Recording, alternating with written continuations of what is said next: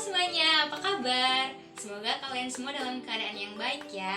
Sebelumnya, perkenalkan nama saya Alexia Sipiantani, mahasiswa program studi Ilmu Perpustakaan, Fakultas Ilmu Sosial dan Ilmu Politik, Universitas Udayana. Nah, mendengar kata buku pasti sudah tidak asing lagi kan bagi kita. Bahkan di antara kita pasti punya banyak buku, apalagi kita adalah seorang pelajar.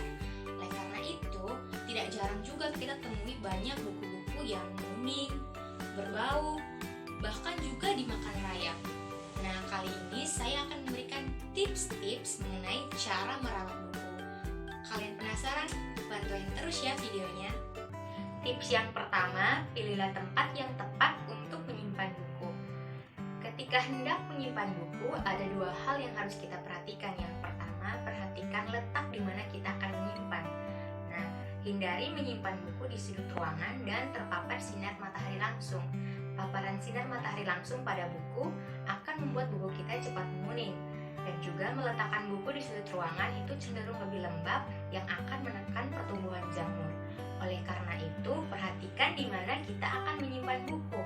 Nah, untuk itu, letakkan buku kita di tempat yang memiliki sirkulasi udara yang bagus. Dan sesekali kita dapat menjemur buku kita untuk beberapa saat. Yang kedua, gunakan rak dan pembungkus berbahan plastik. Rak buku atau lemari buku yang berbahan kayu sangat rawan lembab, memudahkan jamur dan rayap berkembang biak. Hindari juga menyimpan buku kita dalam kardus, karena kardus memiliki zat asam yang dapat membuat buku kita itu cepat menguning. Tapi kita dapat mengatasinya dengan cara membatasi buku kita dan rak buku kita menggunakan plastik, agar antara buku dan rak buku kita yang berbahan kayu tidak bersentuhan langsung. Tips yang kedua, menyampul buku dan menyimpan buku dengan posisi yang berdiri.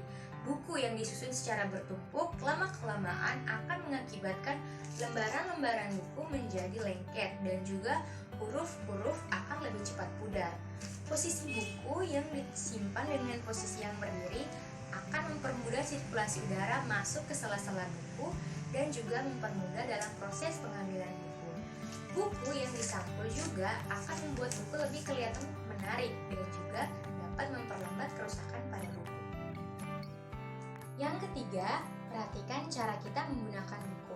Tips yang ketiga ini harus kita perhatikan baik-baik karena kita kadang lalai dalam menggunakan buku. Yang pertama, saat kita ingin mengambil buku, pastikan tangan kita dalam keadaan yang bersih. Tangan yang kotor dapat menekan pertumbuhan jamur. Hindari juga membaca buku sambil makan atau minum untuk mengurangi jatuhnya remah-remah makanan dan juga tetesan minuman pada permukaan buku. Yang berikut, ambillah buku melalui punggung buku.